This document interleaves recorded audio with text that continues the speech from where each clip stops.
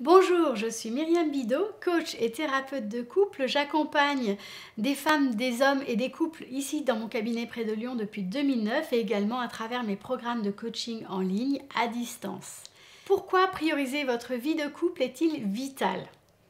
Beaucoup de couples viennent dans mon cabinet et ce dont on s'aperçoit, c'est qu'en fait leur relation, c'est pas la 5e roue du carrosse, c'est la 25e roue du carrosse. C'est-à-dire qu'ils sont tellement happés par leur quotidien et qu'ils pensent qu'en fait le couple doit fonctionner tout seul, qu'ils mettent très peu d'attention et très peu de focus dessus. Et au final, on arrive à des situations extrêmement souffrantes et douloureuses où c'est plutôt très compliqué ensuite de pouvoir modifier tout ça pour pouvoir s'en sortir et aller mieux.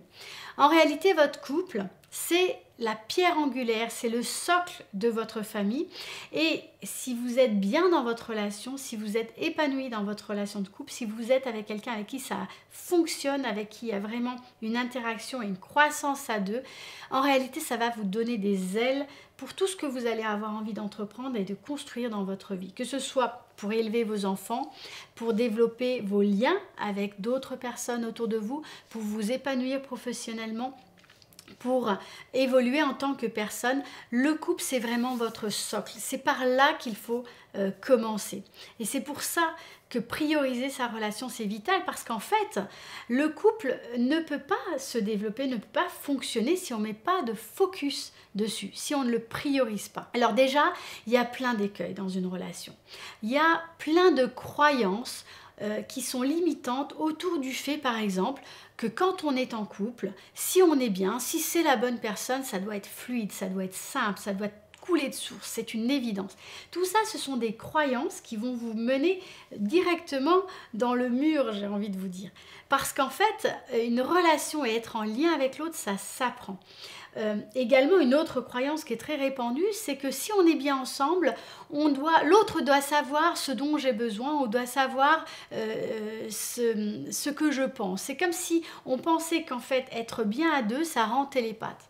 Eh bien non, ça ne rend pas du tout télépathe. Et donc, il faut absolument prioriser sa relation pour pouvoir mettre suffisamment de focus et pouvoir vraiment développer le lien et la communication. Et ça ne se fait pas tout seul, c'est un choix que vous faites. Être bien à deux, c'est un choix. Ce n'est pas du tout quelque chose, ça n'arrive pas par chance, ça arrive par choix. Alors, deuxième écueil aussi dans les relations, c'est on est très imprégné par nos modèles parentaux, par les modèles de couple qu'on a notamment suivis, observés de façon inconsciente lorsqu'on était beaucoup plus jeune. On est téléguidé par ces modèles et ces modèles peuvent être plus ou moins fonctionnels, peuvent être plus ou moins limitants. Et également, ils peuvent être également très contraignants. Or, ce qui est très important, c'est petit à petit d'être en capacité de prendre du recul, déjà de prendre conscience de ces modèles, de pouvoir prendre du recul par rapport à ces modèles et ensuite de pouvoir créer le couple que l'on souhaite à travers la discussion, la communication, le tâtonnement et les essais à deux. Et puis, il y a un autre écueil, c'est qu'on est souvent téléguidé par nos réactions de survie.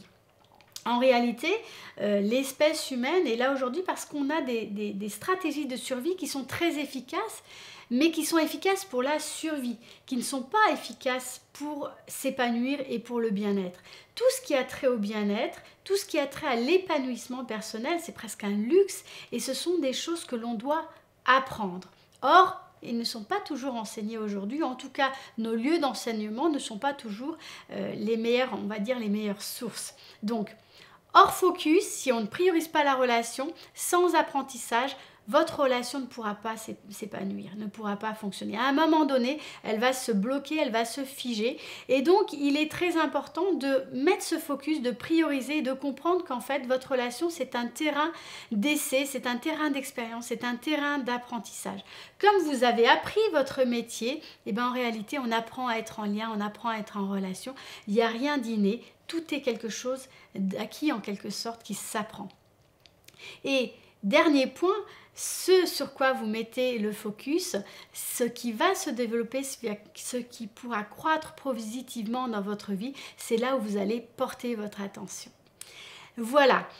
Dernier point, un couple solide, une relation de qualité, c'est directement corrélé à plus de liberté dans votre vie, malgré la croyance autour de l'engagement qui dit que plus on est engagé, moins on a de choix. En réalité, plus vous êtes engagé, plus vous êtes épanoui dans votre relation, plus vous serez libre de vos choix parce qu'en fait, vous allez avoir plus de sécurité dans votre vie, plus de confiance et c'est directement corrélé à une meilleure qualité de vie. Voilà ce que je voulais partager avec vous aujourd'hui. Si vous avez aimé, vous pouvez mettre un pouce bleu sur la vidéo. Partagez votre expérience en commentaire, c'est très important parce que ça permet à la vidéo d'être vue et d'être partagée sur YouTube. Partagez cette vidéo pour que la chaîne puisse être connue du plus grand nombre d'entre vous. Je vous souhaite une très belle journée, je vous dis à très bientôt.